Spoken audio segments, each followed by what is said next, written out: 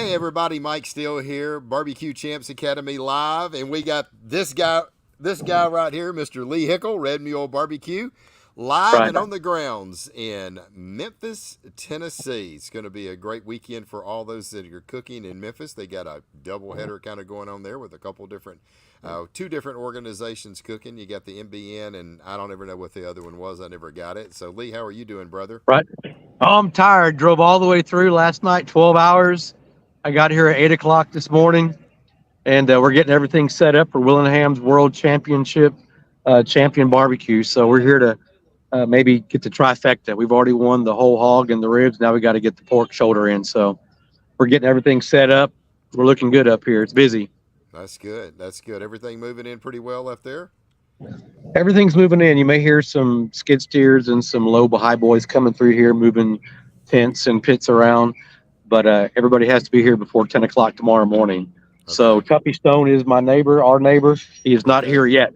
So he better be here before 10 o'clock in the morning. So maybe they won't let him in if he's late. So let's not hope so, but maybe hope so.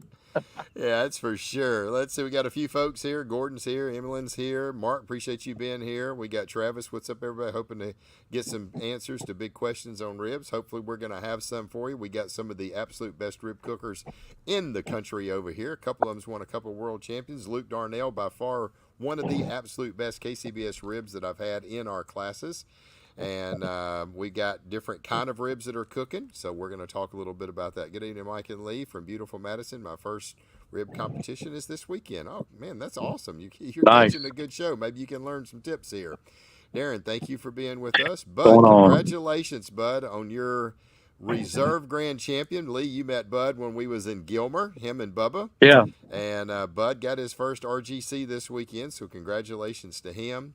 Mr. Jerry Miller, thank you for being with us, doing well. And we got Mr. Lee Hickle with us tonight, live and on the ground in Memphis, Tennessee. Lee, I hope at some point you have got access to Barbecue Champs Facebook page. So if you can maybe go live once or twice, I'm sure our viewers would appreciate it. And it'll be a lot of fun to for sure. It's definitely something else up here to see what's going on. So you bet I sure will. Yeah, if you get a chance. I know you get busy, but maybe if you can walk around and show some of the stuff, that would be really, really cool to see. We've done that at the Royal before, and it's always gets a lot of views, and people really do like it. So anyway, waiting on a few folks, man. They're kind of dragging today. Usually we've already got 50, 60 folks on here. We're sitting here at 18. So where's everybody at? If you come in, let us know. We'll give another couple minutes, and then we're going to go ahead and kick this off. We don't want to run out of time. Man, I tell you what, Lee, the Chicken University class, man, a couple weeks ago, that was really, really incredible. We had lots of views, lots of comments, and I thought that went well, brother. Yeah, it was going back and watching the video. Yes, again, a lot of good comments, a lot of good information was shared. It was a good time. That was a great podcast. Yeah. It was wonderful. We're going to keep doing some of these because I've got some ideas. We're going to still try to get in and go talk to our grand champions and reserves like we do in the past.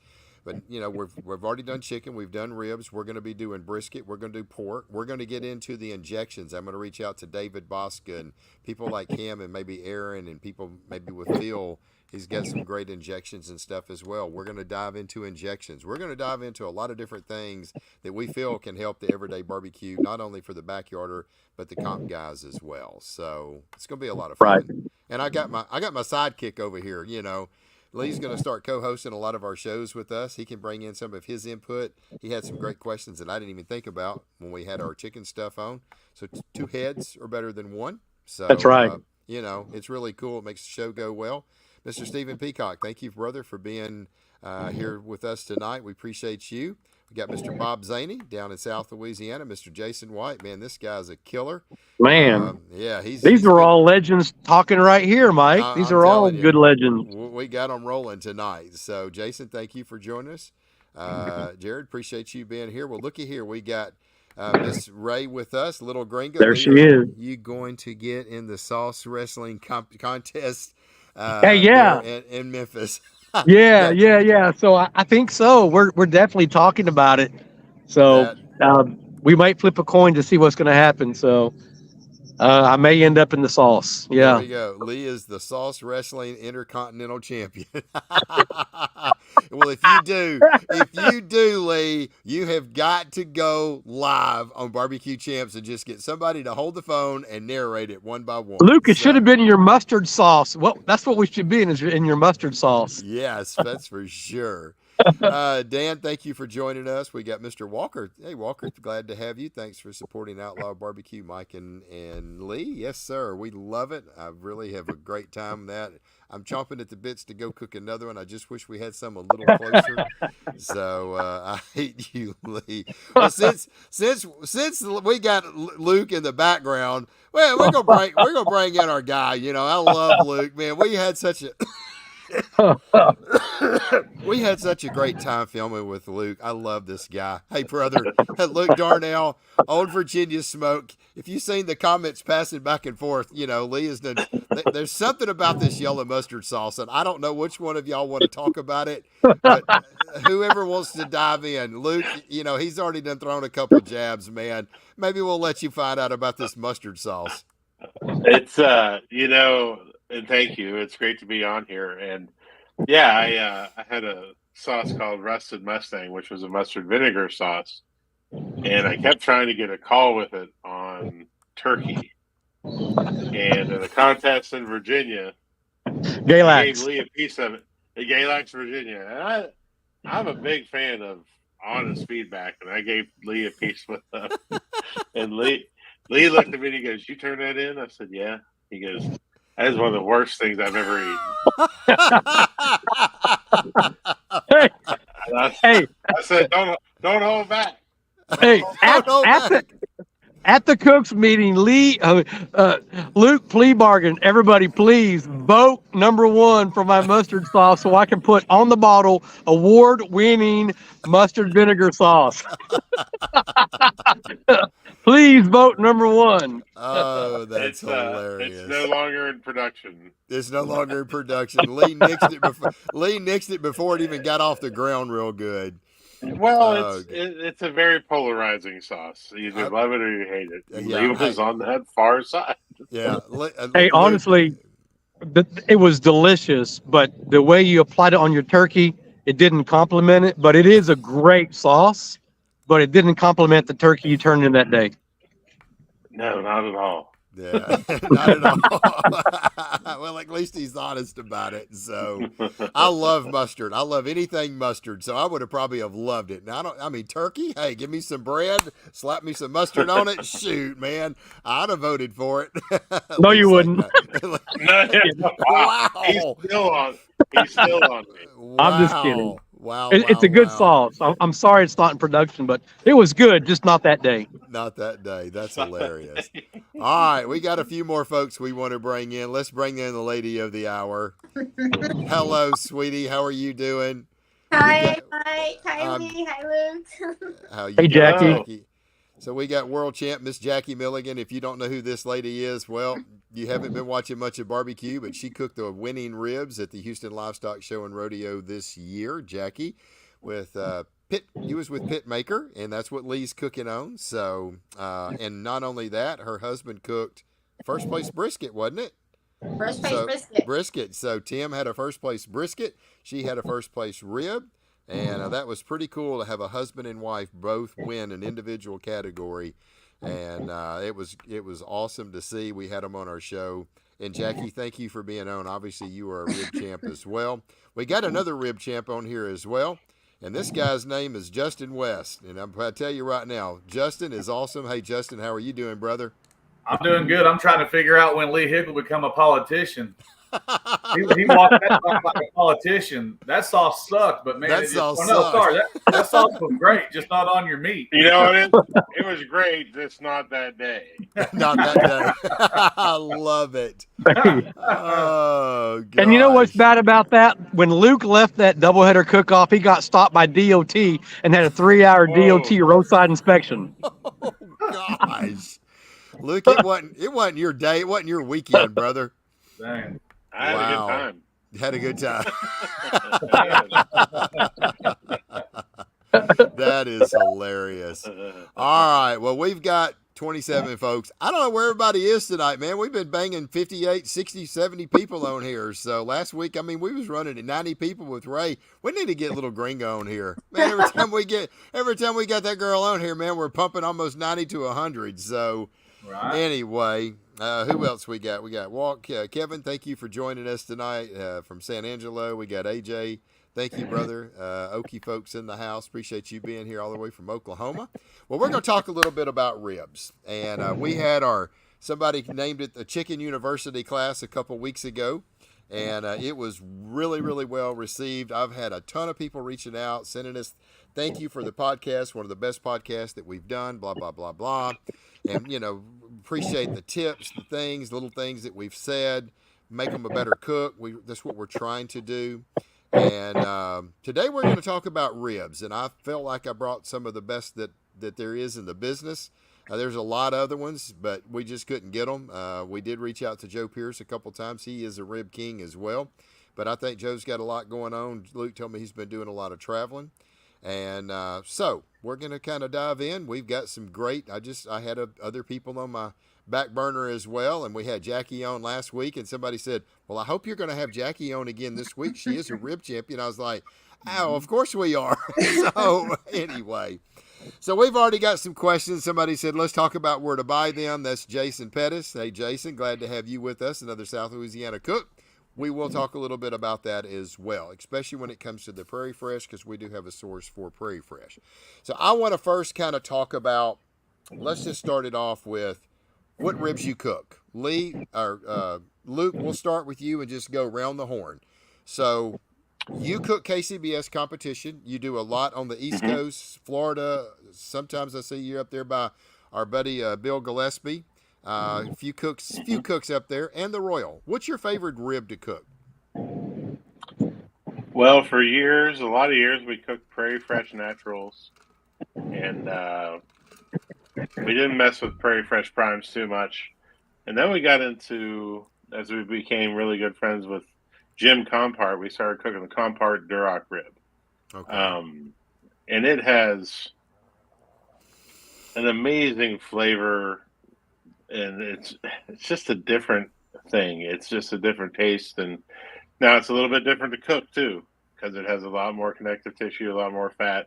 So you got to kind of learn that. It's a learning curve to it. But once you get it right, man, that rib just sings every time. Yeah. I 100% agree. It was one of the best KCBS ribs that I've had in our class. He did something that was completely different that I had not seen before. And I was like, you're going to do what? You're going to take them things what? And I'm like, and I was really expecting that Millie kind of rib that I've had before in Compart. And I'm telling you what, that rib absolutely melted in my mouth. It was amazing. So, Luke, I've noticed that the Compart ribs down here seem to be a little bit thinner, not as much meat as the Naturals, Prairie Fresh. Do you worry about the rib meat not being very thick on that? Yeah, I used to. Switching from the Prairie Fresh to the Compart was because they are thinner.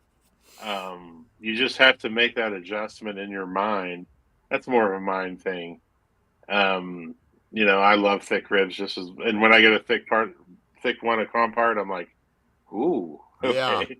Yeah, we had one of them in the class, and my gosh, that rib was amazing. Yeah. So on the Comparts, are you looking for color? Are you looking for fat? What are you looking for? Well, the problem is that with Comparts is that you're not looking.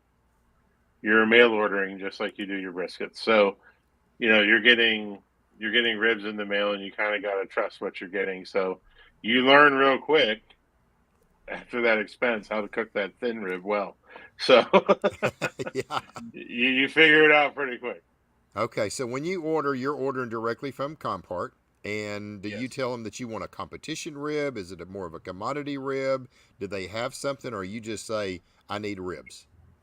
They have a competition pack with that comes with 2 pork butts, 4 racks of ribs.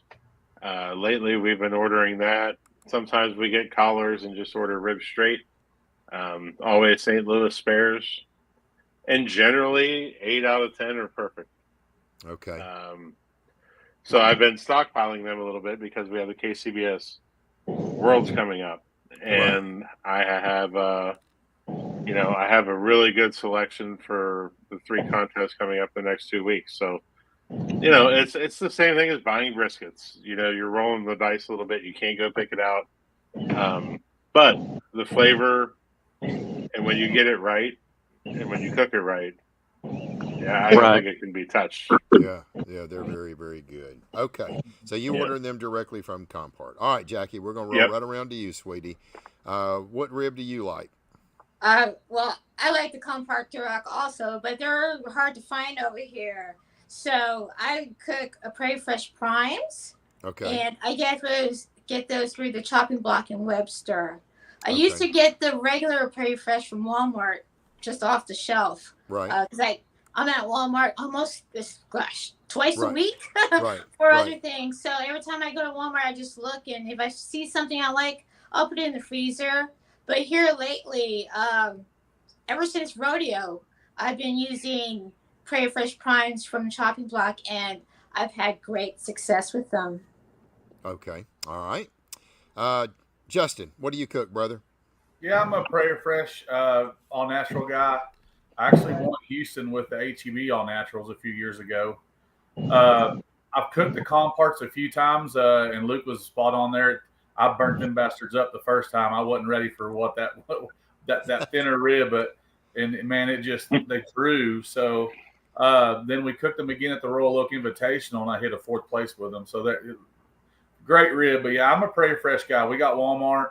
For the longest time, Walmart carried Smithfield here, and I would just go down to HEB or I'd go to Restaurant Depot and try to find those Prairie Freshes. And when Walmart started carrying the Prairie Fresh, now, I'll go to Walmart 4 times a week and just might only buy 1 rack, but if you can dig through there and find 2 or 3 racks, you're in good shape.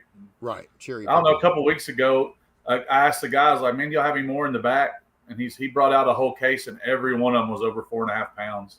St. Louis cut ribs. So I bought every one of them. Yeah. That's the way to do it. You just got to find them. So, all right. So now I know a question was asked earlier. I think it was Jason that had asked the question, where can you buy them? So I've put it up numerous times. I'm going to put something in the chat. Justin had just posted just a minute ago. Let's see. RAIDE Raider Red Meats. This is where you can buy, and I just put it in the chat, this is where you can buy the Prairie Fresh Naturals. I don't think she's got the Prairie Fresh Prime. I saw Justin, I think just a minute ago, Justin posted that he got his, and this is it right here. Just got my shipment of Prairie Fresh Prime Ribs from Raider Red Meat today. They usually source some pretty good stuff. If you call them and talk to Kirsten, you can tell her that, look, I've heard you from Barbecue Champs Academy. Tell her that you are a competition cook. Tell her kind of what you're looking for, and she's usually pretty good about going through and picking them out and kind of get you some pretty deadgum good ribs. So, Justin, you can tell us if you was pretty happy with the ribs that Kirsten had sent you. But that's the one source that I know if you don't have a Walmart or something like that to get them. They've got pretty good freight. It's not outrageous. And you can go in and you can cook those ribs. So, is there a size weight you're looking for a rack of ribs? Who's that question to? The panel. There we go. No, the panel. Luke's kind of stuck. Whatever Compart sends you, right? What is the Compart average that you usually get, Luke? I have no idea. You've never? Yeah, they're not weighed. It's just they don't put. I don't weigh them. They're not weighed. I'm looking mainly at, is the bone straight? What's the fat look like? Good mark. And how thick is it? And we go from there. Right. Okay. All right, Jackie, what kind of weight are you looking for in the Prairie Fresh? I'm looking at as close to 4 pounds as much as I can. That's the first thing I look at is the weight. If it's the weight requirement, then I'll look at the fat and the color. Okay. And then the bones last. Bones last. Okay. Okay. All right. Justin? Yeah, I don't ever look at the bones. It doesn't really matter on the weight. I like to, like Jackie says, 4 or 4 plus. It kind of depends on, sometimes you'll buy those ribs and they'll be real short. So if you get a real short rack that's 3.8 versus a big rack that's 4.3, home run. The 3.8s are actually better. So yeah, right. Yeah, I believe you. Okay, we got a question here. I just bought 3 racks of ribs. I think Luke answered this, but I wanted to kind of throw it up on the screen. I just bought 3 racks of ribs today for this weekend's comp. They all seem to have that big fat area on the good end of the rib. Do you cut 1 or 2 bones off with that fat, or do you leave it? So, Luke, I saw you post this. I cut them off. I cut it to cook a 9 rack rib. So, is that what most of the panel does? Jackie, yes, Justin, yeah. I do this. Yeah. I do the same thing. Normally, I will take and go in and whack off the fat as much as I can. I'll cut 1 rib off. I'll leave that one that's got a little bit left, and that's going to protect the next rib. And then I'm like Luke, I'll cut 9. So I'll cut the fat off. I'll cut the end bone off. I'll leave that one that's got a little bit of fat on it, and I try to trim it back where it's not going to affect that rib next to it. That's going to protect my first rib that's going to be a good rib. So, but yeah, it does not hurt to cut it off. And trim it to where two racks fit on that rack. Yes. Yeah. Cut it down to where you can get both of them on if you got it. Hey, we got 50,000 people on here tonight. Finally got our crowd. Okay, Jason Wright, Mike Steele, what rib do you cook? Man, I make no bones about it, man. I cook Prairie Fresh ribs. I've been cooking those for probably the last 3 or 4 years. Absolutely love them, and I've had no issues. They're good. They got great flavor, good marbling, because I like a good marbled rib. I like a good rib that's got some pretty good meat on the bone as well. So, anyway, so great questions so far, guys. If y'all have got any other question, we're going to kind of, we'll kind of get your answer. I want to real quick. So I asked us, was you happy with the ribs that Raider Red meats? She's great. Very, very good customer service. The ribs look great, thick, meaty, and straight bones. So that's what you can get from Raider Red Meats. If you talk to Kirsten and you tell her that you heard this from Barbecue Champs Academy. So there you go, because she's usually pretty good about taking care of her customer. I'm the minority. I'm missing the extra tenders from Wally World. I used to cook extra tenders all the time. I don't know. Is the extra tender is that the Tyson? Smithfield? Smithfield. Smithfield. Okay. I did the Tysons before, and the Smithfields are the extra tender, and the Tyson is something juicy and tender or something. I don't know. I've cooked both. I started off with the ET Smithfield, but after a while, something changed to where after that top layer of meat, that little fat membrane between the top layer and the middle layer of meat, right. I was getting some weird barky texture. It just wasn't biting very good because of that fat content between the top layers of meat. So I kind of got away from the Smithfield extra tenders, and I went to the naturals. That top piece of meat would almost separate and draw up. Yep. Right. Yeah, and I was getting a bad bite on it. Yep. Yeah. And every time I would buy one, like I open it up and it has funky smell to it. Yeah, that's typical when you start getting those that are really heavily injected. So Compart, I know or not, they're Prairie Fresh or not, it's an all-natural rib. So also Mr. Brisket in Cleveland has Prairie Fresh Primes in Wichita packing. They ship nationwide as well. So there's you another source. All right, so here we go. We got any other questions? Well, there's Miss Ray. Hey, sweetie, how are you doing? Ray's cooking this weekend in the kids division. Good luck to her. She has been doing a lot of practicing and doing very, very well. So, all right, glad to have you with us, Ray. Let's see, someone say ribs. Yep, we're talking a lot about ribs. Okay, so we've talked about our favorite kind. We've talked about the sizes that we've liked.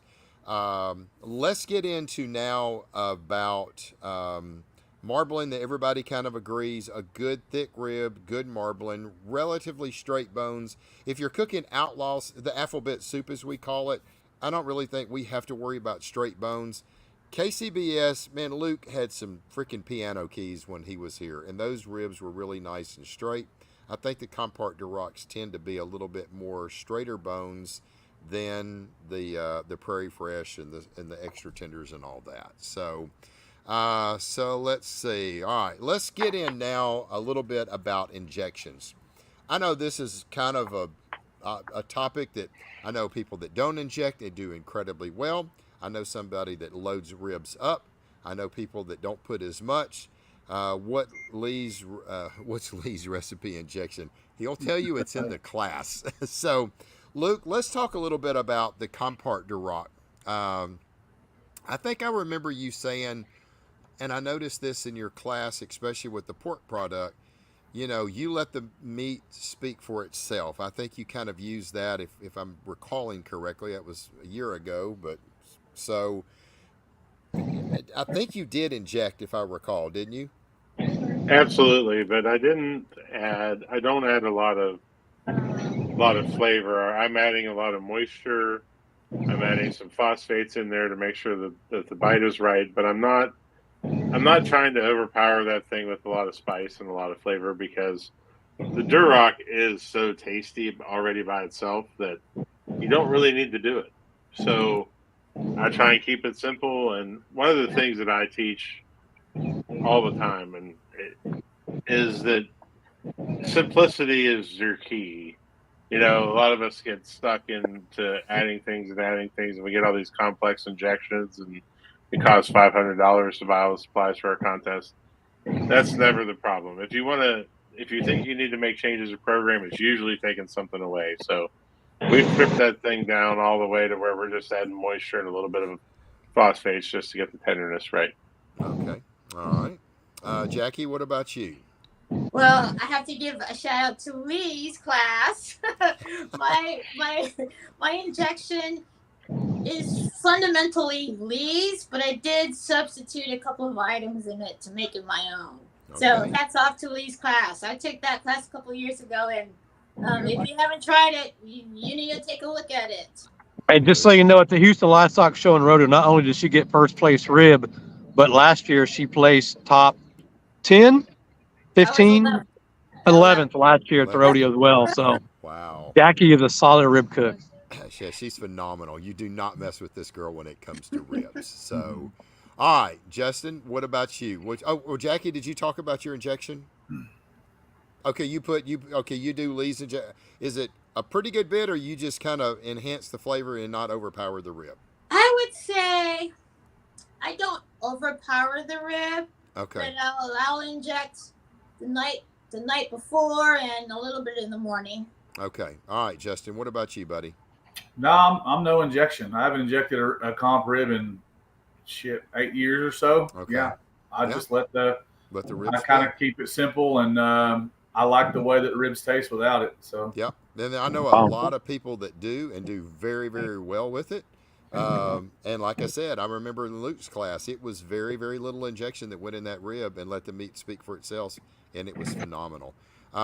Talk real quick. Jason's got a question. Does anybody remove the membrane, or do you cook with the membrane on or off? That's a good question. I mean, Luke, what do you do, brother? I take the membrane off, and I think that anybody tells you that they cook it with it on, you probably want to stop listening. Probably so. It's just me. Yeah. Jackie, on or off? Well, I inject with the membrane, but before I season, I take the membrane off. Okay. And Justin? Yeah. Membrane off. I leave the membrane on beef ribs. That's it. Yeah. You're not eating all that you meat up on top.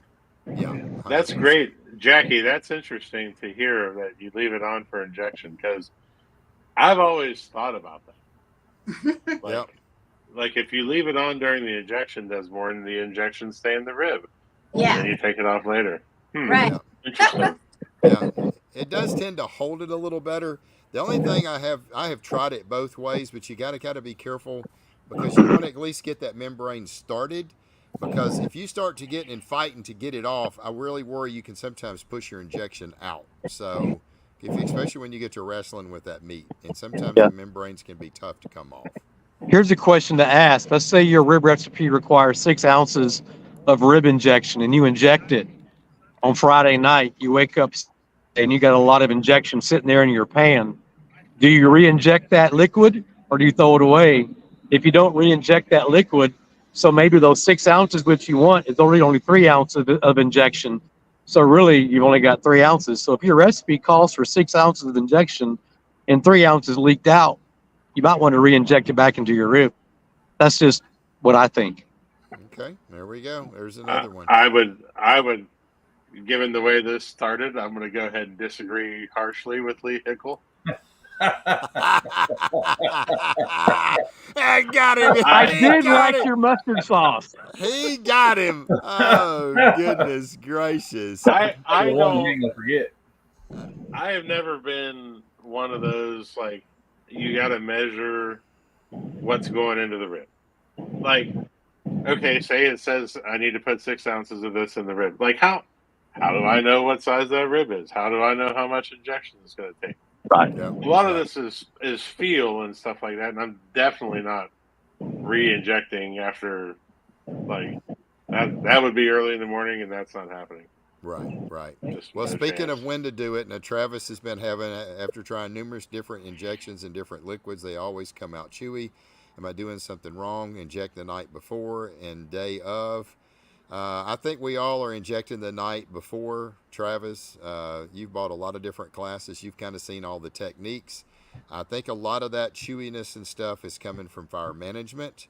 I think that is one of the biggest things that can destroy the texture on your ribs if you're having ribs that are coming out chewy. So a lot of that. Yeah, maybe sometimes it could be the injection powder we're using also. Yeah. And maybe the wrong. I mean, I'm sure most of our injection powders are where they need to be, but sometimes you can overdo it. You can overdo right? it. If you have too much powder or not enough liquid to balance it out, it could give you a different chew for your texture. So maybe your balance isn't quite right. Yep, 100%. Okay. Yeah. And I'd also filter your injection with a coffee filter so you don't have the grains in your injection. Yep, true. And Justin's over there going, I don't have to worry about none of that. I just Yeah, take that rub out. no. I put some rub on it. Hey, man, I go cook a rib. I'm good. I got this. Maybe we take the back seat to Justin and just have a simple rib because this guy's a freaking rib killer as well. Hey, so this is a funny story. So a friend of mine, I won't say his name, friend of mine's been struggling in ribs. And he said, man, I'm going to do four ribs this week, and I'm going to see which one I like best. We're going to go no injection and 4 different injections. And then I said, well, what do you think about the no injection? He said, man, it was just a good eating rib. And I went, ding, ding, ding, ding. That's what works. So he ended up, he placed in ribs at the last comp, but he said he did inject. So I was down on him. I thought he was going to run no injection. Okay. All right. So let's go to the next question. I think this is really, to me, it's a good one because people are all over the place. Okay. So everybody injects at night other than Justin. Then it's time to add rubs. So when do you like to add your rubs, Luke? Do you put them on, pat the ribs dry after you inject it at night and put your rub on? Or do you pat the rib dry and put them on, so many minutes or so many hours before they go in the smoker? Can you hear me? Yes. Okay, good. I had a little you're good. Technical difficulty there myself. Loud and clear. Okay, good.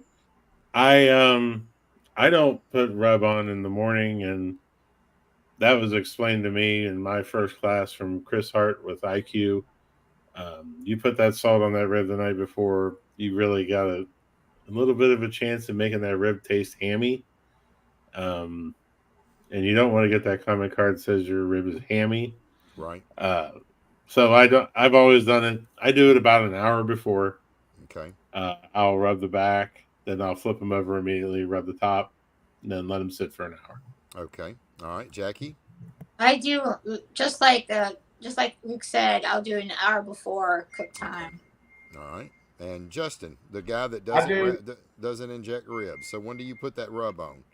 I pull them out of the cooler. If we're on an outlaw timeline at like 10 a.m. for a 2 o'clock turn in.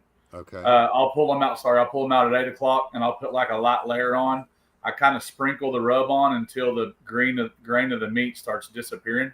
Okay. And I stop. And then I let it sit on my counter for an hour, and then I come back and I just touch it up to make it even, and that's it. So, okay. Did you say 10 o'clock in the morning you're putting the rub on your ribs? No, I put them on at 8 to put them on the pit at 10. Okay. Yeah. Yeah. So I kind of hybrid. Well, we'll wait. I know we're getting to that question. Okay. What are the outlaw times on rib? 2 o'clock turn in. 2 o'clock. Instead of 1:30 like IBCA, it's 2. So for IBC, I go on at 9:30. Yeah, for an IBC it would be 9:30. Yeah, outlaw competition is 1, 2, and 3 on turn in chicken, ribs, and brisket 1, 2, and 3. Where IBCA is like 12, 1:30, and 3. So, but like I used to. We do CBA. I don't do IBCA. Yeah, CBA is 12, 1, 2, and 3. So, where you've got a 1 o'clock rib for CBA, it's a 2 o'clock rib for IBC or for outlaw. It's funny how you can talk yourself into doing anything. I used to never once season ribs on a Friday night. I did it one time. I was like, man, I'm going to go ahead and get ahead of the game and just see what happens. And I hit a first place rib that next day. So I did that for the next like 6 or 8 months, thinking that's the way you do it, right? First place. Well, then just like Lee said, man, I started noticing, especially in the summertime, leaving them in a warm trailer at night, that I would get up the next morning and because I don't inject the ribs, I would have juice in the bottom of the damn pan. I'm going, whoa, what's this? And it was the salt pulling that out. Yep. And man, I quit hitting in ribs because they were dried out. So it's pulling. I went back to Saturday morning. Yeah, it's pulling the natural liquid out of the rib. Okay. So when you don't inject, you can't afford to lose anything. Yeah. All right. So do you wrap the ribs when they get to color that you want, or do you have a certain time? That's a great question. So, Luke, what do you do, man? Do you kind of wrap to color, or do you kind of have a timeline? I want an hour and a half on smoke. You wrap on color and pull on feel, baby. There you That's go. what you do. That's it. Wrap on color. I mean, it's always right at the same time. Pretty much. Yeah. Yeah. I mean, they're going on 8:25, 8:30. Usually wrapping around 10. About an hour and a half. Yeah, the Jambo puts such great color on ribs and does it pretty quick. And people always ask, well, what temp are they when you wrap? I don't know. I don't. The color was right. The color was right. So wrap on color, pull on feel. There you go. You're looking for a dark mahogany, a light mahogany, a little bit of color. What are you looking for, Luke? You know what? That's a great question, Lee, because I've found, especially this year, we've cooked a lot of different places this year, that you got to go look and see where you're being judged. Okay. You got to go look at that room. You got to look at that tent. If it is dark, and if it's in a dark tent, if it's in a cave, man, you got to watch your color. You can't be dark. Yeah. If you're dark, you're dead. Then, like last contest we cooked in North Carolina, it was in this beautiful, bright ballroom with all these lights, and I'm like, all right, we can get her done today. We can get after it a little bit, put some color on them. So, and that's one of the things that I teach in the class. That is a great pro tip right there. Yeah, that is a great pro, especially for KCBS, where you're getting judged for appearance and stuff, and maybe even CBA as well, because they're getting judged for appearance. So, Jackie, what about you? Do you wrap kind of? I cook my ribs on the Sniper, which is an offset smoker. Okay. And depending on how much smoke is coming out, because we got brisket at that same time. Right. It could be as short as 45 minutes. It could be up to an hour and a half. It just depends on the level of smoke. Right. Okay. Justin, what about you, man? Are you cooking on a drum? So what does drum cookers do? Yeah, so I kind of hybrid cook. I started on a drum, and then I finished it on my offset on my porch trailer. I've got to give some props to a friend of mine named Manuel Moreno, Chingon Barbecue. It was probably, I don't know, it was whatever year that the KCBS Invitational was in Shawnee, Oklahoma. I was talking to him. He was across from me. I was like, man, you always got such beautiful ribs. I said, man, how long? Started picking his brain. And he said, I don't care what it looks like. At 1 hour and a half, they get wrapped. And that's what I do, man. So with like Jackie was saying, to free up my drum for chicken, I obviously want my drum burning super clean, super smooth, 280, 290, wherever the drum wants to run. And then 1 hour and a half. So I put them on at 10, 11:30, they get wrapped, and my chicken goes on the second that I actually pull my ribs, put my chicken on, go wrap my ribs, and throw them on my offset. Okay, perfect. Let's see, Darren, when should you inject ribs? We're all saying inject them in the evening time, 6, 7 o'clock. So I think everybody's usually in there. Prairie Fresh Primes are usually good, but they have some funky bones. Yep, sometimes the bones get a little crooked.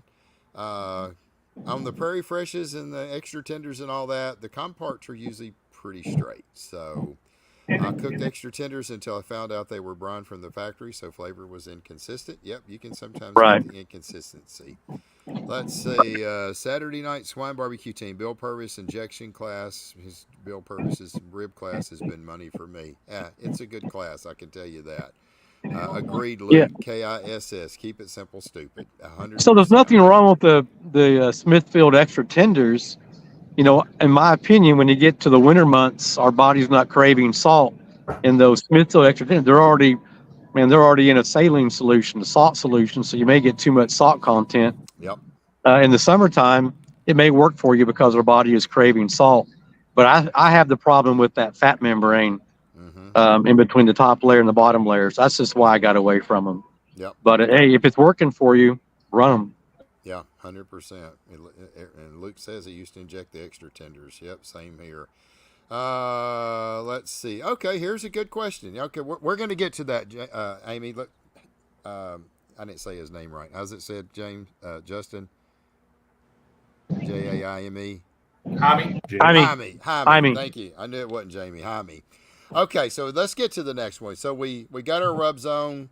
We've got everything done. Ribs go on the smoker. We know when our rubs are going on right before, hour and a half.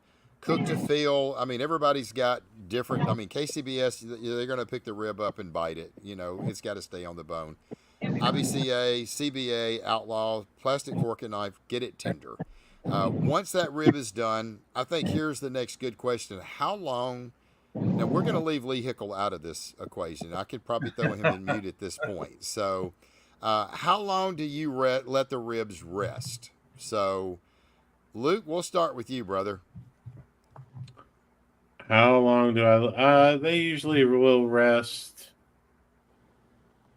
about 1/10 of the time that Lee rests his. Exactly. Probably 1/10 is a really good number. So no, my ribs usually come off between 11 and 11:15, so they'll rest for about an hour till I get after them. About an hour. Okay. All right, yeah. Jackie. What about you, sweetie? They don't really get much of a. I wouldn't say I go with a rest time. When they're done in maybe 20, 30 minutes, but I don't really look for a rest time. Okay. So it's 20 to 30 minutes, and then you're starting your process of getting them ready. Okay. What about you, Justin? In a perfect world, they don't rest at all. I pull them off the pit, drain the juice, sauce them, and rock and roll. If I can, KCBS is a little bit different because I don't do, but 4 or 5 KCBSs a year, so I try to get a little bit of heads because that 30-minute window is no joke. So, right. But for Outlaw, IBCA, CBA, yeah, I prefer no rest at all. Okay. All right. 3 hours and 45 minutes. Yeah, there we go. 3 hours and 45 minutes. Just don't follow Lee's. Follow his recipe. Don't follow his rest times. So, no, I'm just giving Lee a hard time. I mean, he does rest his ribs. 3 hours and 45 minutes is his rest time on his ribs. So, and I have seen it time and time again. So, Lee, I'll let you real quick tell us the story of Myron Mixon when you was cooking on the East Coast in your case. Yeah, Myron Mixon thought I was full. 8 o'clock in the morning, I was beside Myron Mixon and Matt. What's Matt's last name? Barber. Matt Barber. Hot with Shula. Yeah, I'm Bonifay, Florida, and I'm putting my ribs in the camera at 8 o'clock in the morning. The ribs are still sitting on the counter, and they said, "What the hell are you doing over there?" I'm saying, "I'm putting my ribs in the camera. They're done." They said, "That's not how you do it in KCBS. You got to time it at the last minute, kind of like what Justin does. You cook it, you slice it, you box it." I said, "Well, this is all I know." This guy, you do. That's right. Well, end of the day, I got 18th pork butt. Myron Mixon got 21 pork butt. He got second rib. I got first rib. They came back to the camper and said, "Hey, you do what you're doing, Texas guy. You keep on doing what you got to do, right?" So my 3 hour and 45 minute rest works for me. That's my profile. So, hey, that's just me. But yeah, Myron thought I was a fool doing that, but I beat him, so I was happy. Yeah, 100%. Hey, that's the beautiful thing about what we all do is that there's a million different ways to do it. Great answer, Luke. 100%. You don't find, Lee, the ribs don't tighten up on you when they rest that long?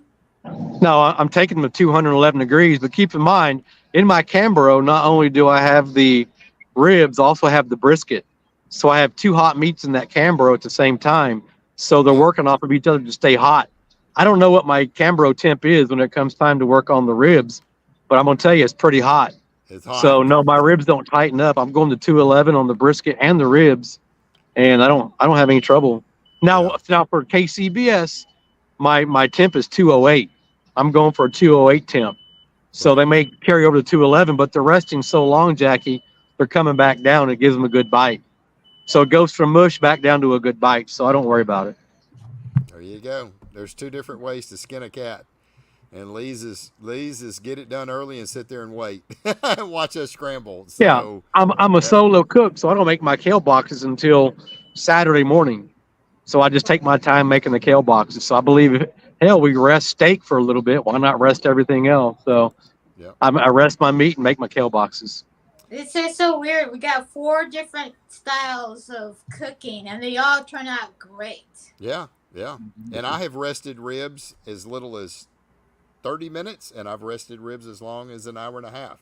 And I have had success both ways. So, I think they work. You just got to figure out what works for your profile. The rib that I rest an hour and a half is a completely different rib recipe and injection than on the rib that I rest 30 minutes. So, I do it so I can go back to bed. I wake up early, light the pit, cook the food. I go back to bed. That's what I do. That's it. And then I wake up. That's why I do it so long. That's it. So do you think the quality of the rib affects the rest time? Like, say a compart doesn't need rest time and a Prairie Fresh does? Or do you think it's just the cook? I started off using compart back in 2019, and I finished rib cook of the year. So then I went to the Prairie Fresh after that, and I kept my same profile time. So that's just what I do. Maybe a bad habit, maybe the wrong way to do it. That's just what I do. And I don't know, Jackie. Good question. I don't know today. I haven't cooked compart in 6 years, 5 years. It may not work to rest that long. I don't know that it matters. Like Mike said, I've rested. There's been days where the ribs get 5 minutes of rest. And I say the same thing with brisket. I've one brisket resting it 4 hours. I've one brisket taking it out of the cooker and slicing it. I mean, it's all about. It's just all about getting it to the place where it needs to be on a tenderness perspective, and that's across all different sanctioning bodies. That's where you got to get it right. Yeah, 100%. 100%. All right, so I want to get to this question, Travis. We answered this question earlier. Why when I inject do my ribs come out chewy? Unless if you're just pocketing, even if you pocketed a lot of injection, they won't come out chewy. If you've got some powder that's in there that's just heavy powder and not enough liquid, maybe that. I think you've got something going on, and you and I have talked a little bit about radiant heat and stuff like that. I'm almost wondering if there's some issues going on with more of the fire management part of it. Ribs that are injected, usually I have never seen them come out chewy. So I think there's something going on in the cooking process. And if the cooking process is wrong, I promise you they will come out tough and chewy. Would everybody agree with that? Yeah, I would think chewy, just spitballing here, but I think chewy would maybe come from some of the sugars caramelizing more than injection. Could. It very well could. So, and let's talk a little bit about that. Let's circle back. I forgot, we had went straight from, when we wrap. What about wrapping? Let's talk a little bit about your favorite rib, your liquids. Do you put a lot? So, Luke, let's kind of spin it off with you. Do you just kind of light? I know there's a lot of people, and probably everybody's kind of same thing. I think we all put a little sugar, butter, brown, or honey or something in the foil. I mean, is that kind of across the board what everybody's doing? I think so. And that's the one thing that I don't really, I'm not going to say I don't care about it. I'm going to put some sweet in there. I'm going to put some rib glaze from Cosmos in there and some butter just for some moisture. But if my color is right, then I'm just really. I mean, we're just really just steaming that rib to get it done. Right. It's just a braise. And I'm That's it. right, and I'm not using that liquid for anything else afterwards. So, um, and I use the example of my catering rib where I just basically wrap it up with a little bit of brown sugar and a little bit of apple juice, and it comes out perfect every time. Yeah. So, yeah. It just needs some moisture just to start the braising process. I'm like you. I want my flavor in the rib. I don't have a lot of stuff in my wrap. It's very little. You know, I don't put a ton of butter.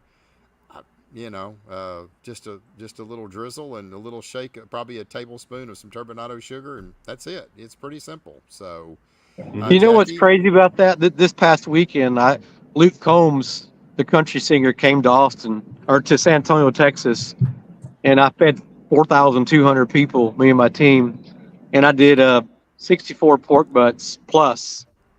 We fed 4,000 people in 2.5 hours, and I just ran about a half a cup of water in my pork butt wrap, and that was it. And I cooked those pork butts. I'm gonna let you know that was probably the best pork butt I've ever had compared to a competition pork butt.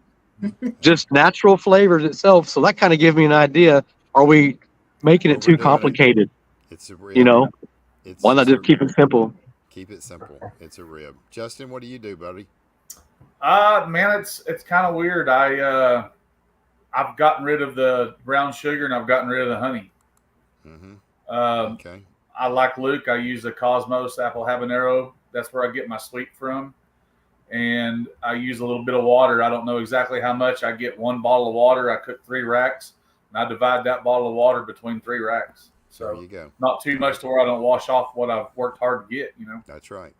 Okay, real quick, now that you said that, I forgot this. Okay, meat up, meat down. Luke? I am meat down in the wrap. Jackie? Meat up. Meat up. Meat up. Meat up the entire time. Stir-by seasonings on top. Okay, there you go. And I'm telling you right now, I had Luke's rib, and it's one of the best KCBS ribs I've ever had in our class. So I'll just say that. It's amazing. And I saw a comment earlier, Mike, about someone asked that we flip ribs. I guess we've been cooking on a drum. I've never flipped ribs until last year. I cooked with Team Best Damn Barbecue Sauce at Memphis. Okay. We cooked 56 racks of ribs in 2 days, and we flipped every one of them. And I was like, man, I don't know about this. And we hit second place at Memphis. So we were the only team in the parking lot cooking spares. Okay, there you go. So you do flip on a drum. On a drum, you probably have to kind of disperse the heat and color. All right, what temp do you cook at? And Luke's already done answered, 300, 315. What about you, Jackie? What temp do you cook at? I'm at 300. All right, Justin? 275, just kind of wherever the drum wants to run. And then when I wrap it, 300 on once it's wrapped. Okay, 300. Lee, I think you're around a 300, ain't you? Yeah, 300. 300, okay. All right, let's see what we got here. Thin cut of meat, seasoning ribs the night before will make them real salty. Absolutely, they will. Do you season both sides of the ribs, top and bottom, or just the top? Luke? I season both sides. Okay. What about you, Jackie? I season mainly the top, a little bit on the bone side, not very heavy though. Not very much. All right. Yeah. Same thing. I don't put any sugary rubs on the bottom. Yeah. Because I'm starting them on the drums. So I do more of a savory, garlicky rub, and then on the top. Okay. All right. Got some great questions coming across tonight. Let's see. Season at 7 a.m. Ribs on at 9. Yep. Usually it's an hour to 2 hours, so that's pretty good. Chris is taking notes. That's good. Corey, let's see what we got. How long do y'all let the ribs rest for? We've just covered that. So anywhere between 30 minutes, and if you're Lee Hickle, you'll go 3 hours and 45 minutes. But the average board said anywhere between 30 and an hour is about the average. So let's see. Another great tip. Never thought of that aspect. All right, let's keep on. Give me a second, guys. Here's a good question for the cast. Who flips their ribs? Okay, Justin was ahead of me. I'm kind of still going through. So Justin does because he cooks on a drum. Anybody that's cooking on a Jambo or an offset, you really don't have to flip them.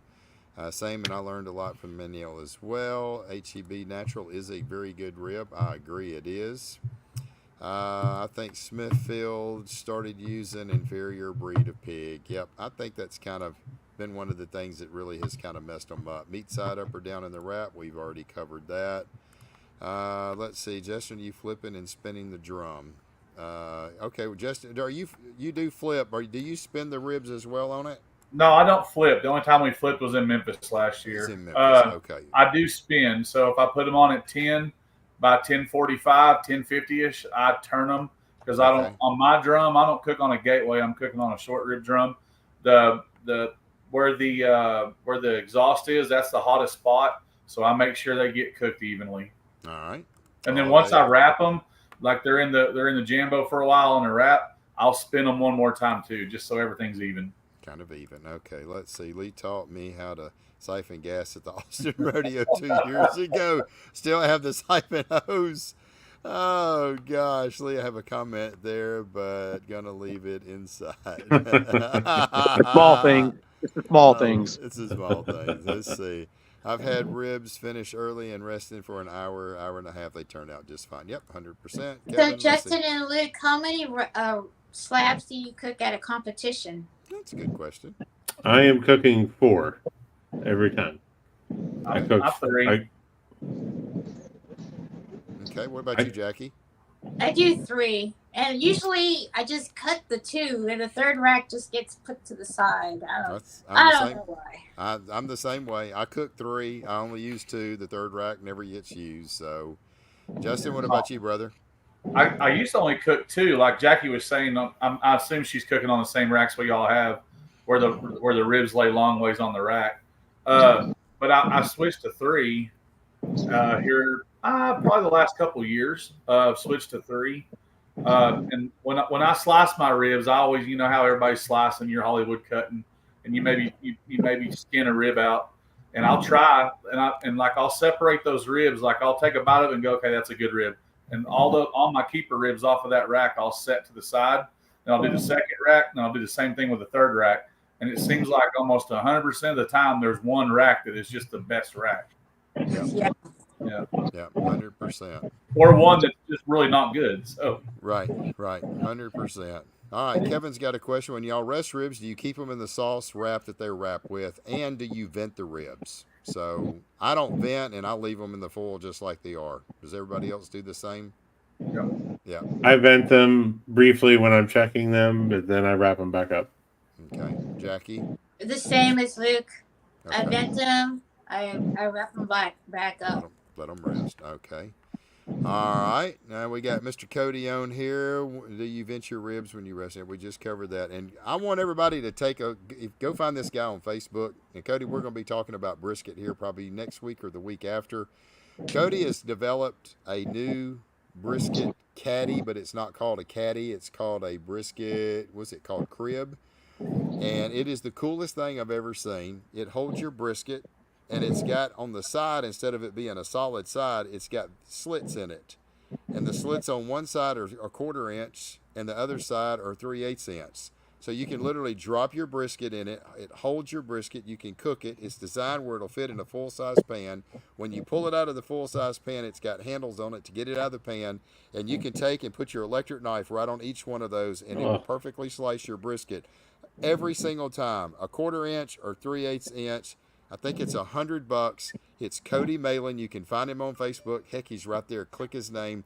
He's got 24 of them. I think they just did. It's all made out of really high-grade stainless steel, TIG welded.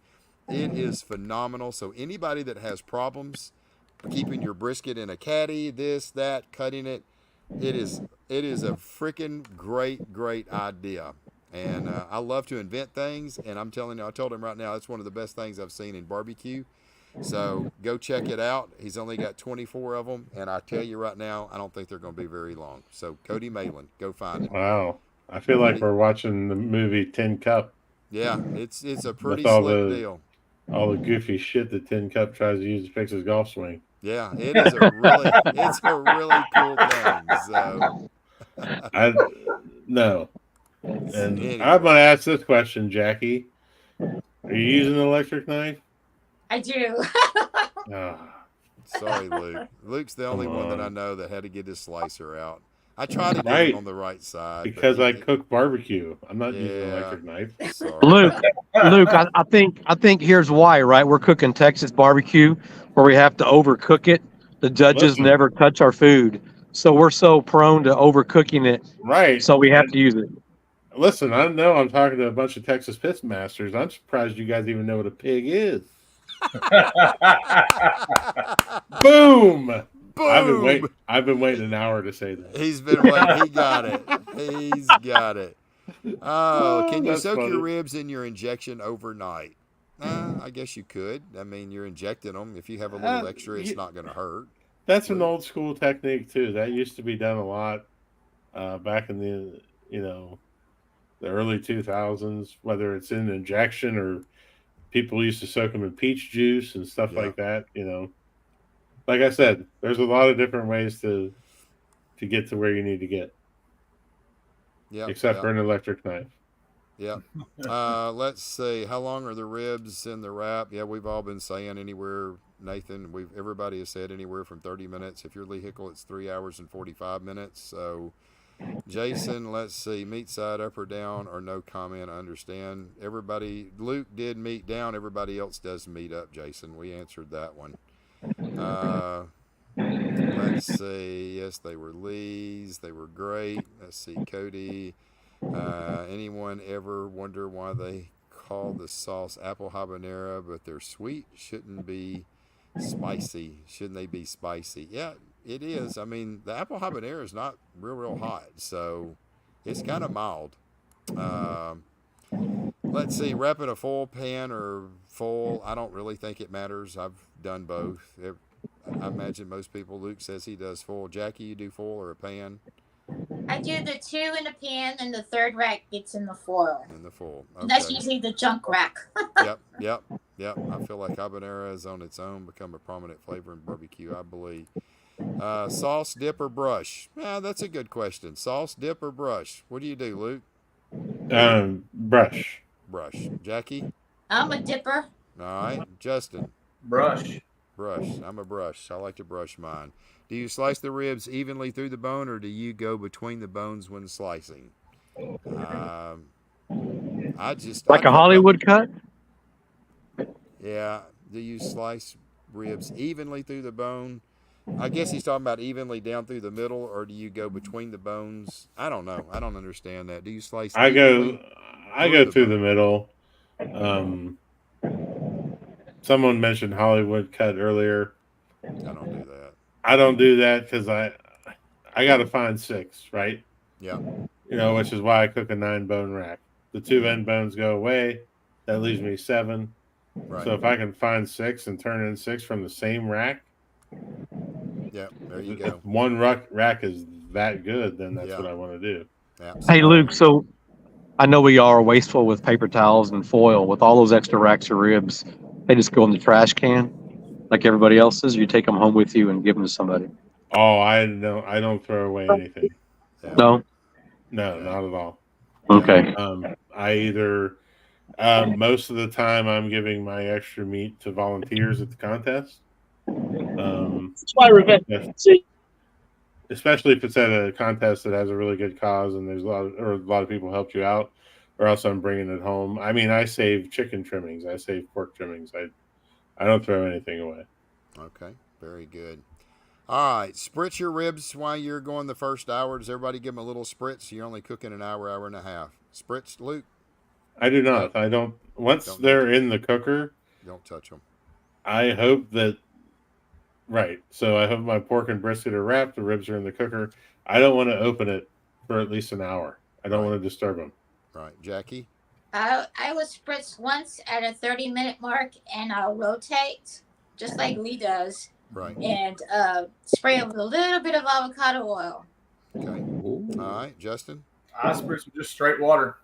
Usually about 30, 45 minutes in. One time. Which cooker do y'all prefer for ribs? Well, I think we all got our cook. Luke's a Jambo guy. Jackie's a pit maker. Justin's a drum. So we all got different ones. Lee cooks on a pit maker vault. I cook on a rotisserie. So, I don't know if there's any different. I think just get a good fire is the main thing. Let's see. Oh my God, I missed it. Is this recorded? Yeah, Chris, you can go in as soon as this is over. You can watch it from the beginning.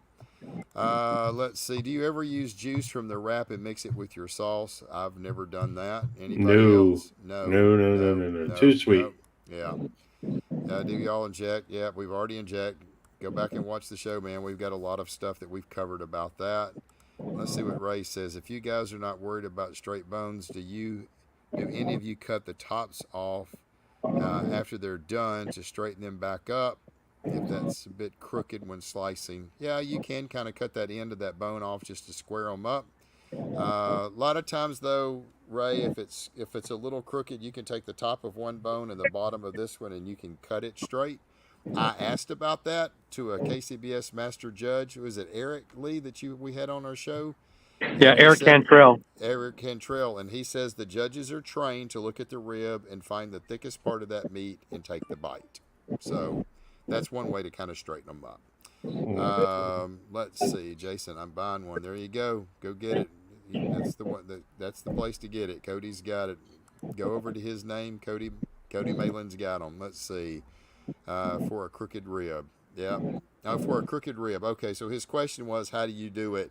On a crooked rib, for what we do, Travis, just cut it right down through the center. It doesn't matter. If you cut 3 ribs and put them in the box and the rib is crooked, when you put them in the box, it's not going to matter. They're not picking that rib up, man. They're using a plastic fork and a knife. Just give them a good meaty rib. That's the best thing to do. So if the bones are crooked, go ahead and cut the center of the bones crooked. Then if you have to, go ahead and cut the knuckle straight. So when you put them in the box, they're going to be lined up straight across the top because you're going to sauce it and cover up the end where you cut the knuckle off. So if your ribs are crooked, go ahead and cut them crooked, but then cut the knuckle straight.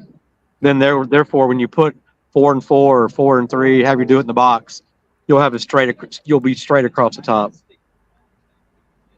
But I think you want to trim them up the way you want them cooked, even before you inject them, before you see them. Let's see. Are you afraid to go through a sliver of bone?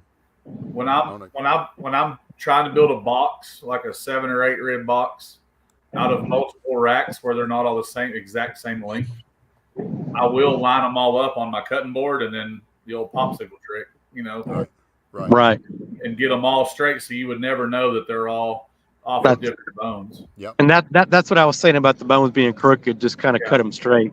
Yeah. And another thing too, Travis, you can try, especially in Texas, where we can overcook shit and get away with it, is don't be afraid while you're, if you get a bone that's crooked, I'll reach over there on the next bone and I'll just pull the bone out and then cut the rib the width that I want it. That's a good way to do it too. Yeah, I don't like cutting through a bone. I don't want any sliver of bone showing when I cut that rib. So I don't mind doing it.